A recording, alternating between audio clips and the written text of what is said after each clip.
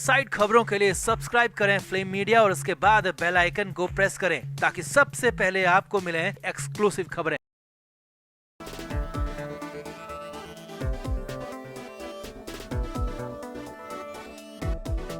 सुशांत सिंह राजपूत को इस दुनिया से गए 5 साल होने वाले हैं, लेकिन उनकी मौत आज भी संदेह के घेरे में है। हर चीज संदिग्ध है। लेकिन अब बहुत बड़ी खबर सुशांत सिंह राजपूत के फैंस के लिए और परिवार के लिए आ रही है, क्योंकि 19 फरवरी को बहुत बड़ा दिन सुशांत सिंह राजपूत केस को लेकर होने वाला है। साथ ही साथ दिशा सालियान केस के लिए भी 19 फरवरी बहुत बड़ा दिन साबित होने वाला है, क्योंकि इस दिन बॉम्बे हाई कोर्ट इन दोनों ही केस में बहुत बड़ी सुनवाई करेगा, जिसमें एक बड़े राजनेता के बड़े राजनेता पुत्र की सुनवाई होगी। उन्हें सुनवाई के लिए बॉम्बे हाई कोर्ट में बुलाया गया है। तो यहाँ पर सीधे तौर पर कहें तो आदित्य ठाकरे पर पहली बार सुशांत सिंह राजपूत केस में तलवार लटक चुकी है और 19 फरवरी को बहुत बड़ा दिन इस पूरे केस के लिए साबित होने वाला है। तो आपको पूरी डिटेल खबर दिखाते हैं। आप भी वीडियो को शेयर करें और अपनी राय कमेंट बॉक्स में जरूर दें।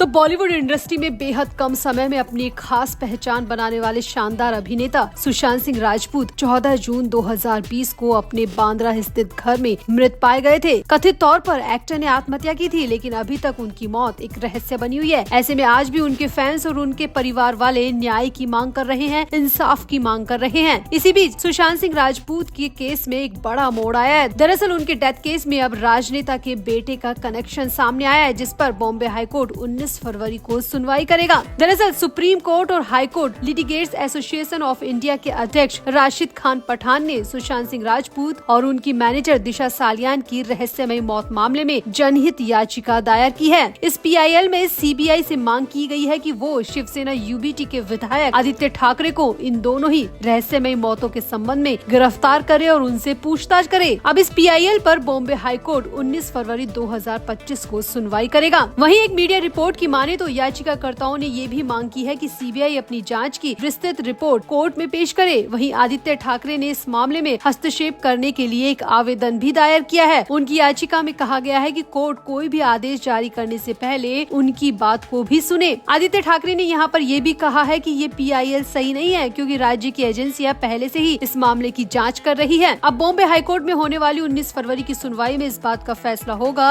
कि क्या ये PIL आगे बढ़ेगी या नहीं। क्या आदित्य ठाकरे की आपत्तियों को ध्यान में लिया जाएगा। बॉम्बे हाईकोर्ट 19 फरवरी को इस पूरे मामले की सुनवाई करेगी और इसके बाद PIL में आगे क्या फैसला लिया जाए ये तय किया जाएगा। यहाँ पर आपको बता दें कि सुशांत सिंह राजपूत की 14 जून 2020 को रहस्यमय परिस्थितियों में मौत हो गई थी। शुरुआत में पुलिस ने इसे एक्सीडेंटल डेथ रिपोर्ट के तौर पर दर्ज किया था, लेकिन बाद में एक्टर के पिता द्वारा बिहार में दर्ज कराई शिकायत के बाद इस मामले की जाँच CBI को सौंप दी गयी। इन्होंने अपनी शिकायत में आरोप लगाया था कि सुशांत की गर्लफ्रेंड रिया चक्रवर्ती और उनके परिवार ने सुशांत को आत्महत्या के लिए उकसाया था। हालांकि बहुत सारी सरकमस्टांसेस और कई तरह के सबूतों और गवाहों के बाद ये केस सिर्फ आत्महत्या नहीं रह गया, बल्कि ये केस हत्या तक पहुंच गया। हालांकि इस मामले में CBI ने अभी तक कोई रिपोर्ट नहीं दी है, लेकिन इस PIL के बाद एक उम्मीद जगी है कि कहीं न कहीं इस मामले में अब भी इंसाफ की उम्मीद की जा सकती है। यहाँ आपको बता दें कि CBI पिछले 5 साल से इस मामले की जाँच कर रही है, लेकिन अभी तक कोई ठोस नतीजा सामने नहीं आया। CBI की जाँच के साथ साथ एनफोर्समेंट डायरेक्टर रिया और उनके परिवार पर मनी लॉन्ड्रिंग के आरोपों की जांच कर रहा है और नारकोटिक्स कंट्रोल ब्यूरो यानी NCB ड्रग्स से जुड़े आरोपों की जांच कर रही है, लेकिन अभी तक इन सब मामलों में कोई भी कुछ भी ठोस नतीजा नहीं आया। यहाँ आपको बता दें कि सुशांत सिंह राजपूत के साथ ही दिशा सालियान की मौत भी बेहद संदिग्ध परिस्थितियों में हुई। कहा गया कि 8 जून 2020 को मालाड की एक इमारत से 14वीं मंजिल से गिरकर उनकी मौत हो गई। हालांकि इस मामले में भी कई तरीके के मिस्टीरियस सबूत सामने आए, जिसके बाद ये सिर्फ आत्महत्या तक नहीं रह गया, बल्कि इसके पीछे बड़ी साजिश की बू आने लगी। अब 19 फरवरी की सुनवाई में इस PIL के सही होने या न होने पर फैसला किया जाएगा। ये केस अब तक कई तरह के सवालों और विवादों से घिरा हुआ है और इस सुनवाई के बाद कुछ नई जानकारियां सामने आने की उम्मीद है और इस सुनवाई में आदित्य ठाकरे का नाम भी शामिल है। तो उम्मीद की जा सकती है कि कहीं न कहीं सुशांत और दिशा मामले में 5 साल बाद इंसाफ की हल्की सी, बहुत हल्की सी रोशनी नजर आने लगी है। तो आपको क्या लगता है इस पूरे मामले में? क्या वाकई में इंसाफ बहुत पीछे रह गया? क्या वाकई में ये मामला राजनीति की भेंट चढ़ गया? और क्या वाकई में आदित्य ठाकरे का इस मामले से कोई लिंक हो सकता है? 19 फरवरी को बॉम्बे हाईकोर्ट क्या फैसला दे सकता है? आपकी इस पर क्या राय है? आप भी अपनी राय कमेंट बॉक्स में जरूर दें और वीडियो को भी शेयर करें।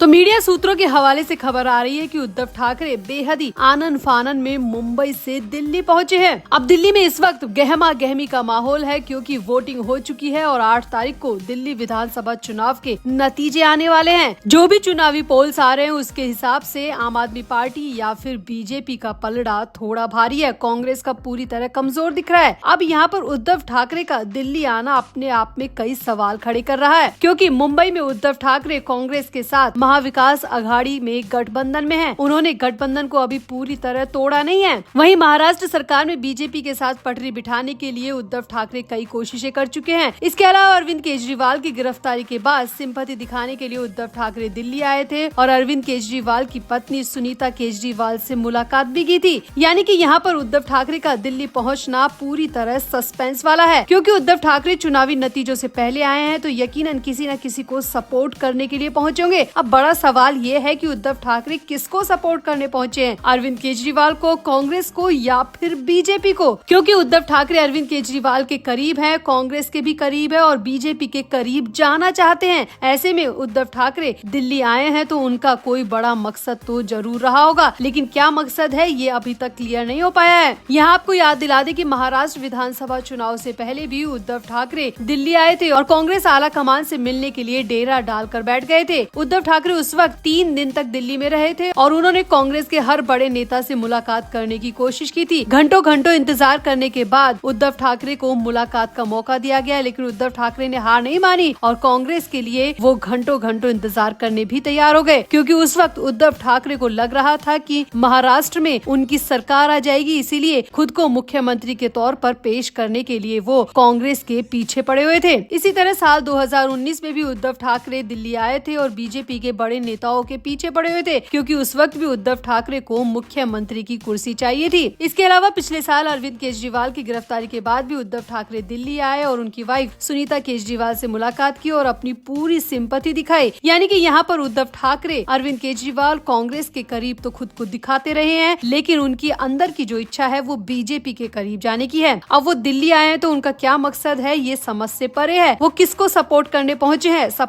पहुंचे हैं या फिर बीजेपी के साथ साठगांठ बिठाने बैठे हैं। मुंबई से दिल्ली आने के पीछे उद्धव ठाकरे का कोई ना कोई मकसद तो जरूर होगा और वो जल्द ही साफ भी हो जाएगा। तो आपको क्या लगता है, उद्धव ठाकरे दिल्ली किस लिए आए हैं? आम आदमी पार्टी के लिए, अरविंद केजरीवाल के लिए, कांग्रेस के लिए या फिर बीजेपी में अपनी राह तलाशने के लिए? आपको क्या लगता है? आप भी अपनी राय कमेंट बॉक्स में जरूर दें और वीडियो को भी शेयर करें।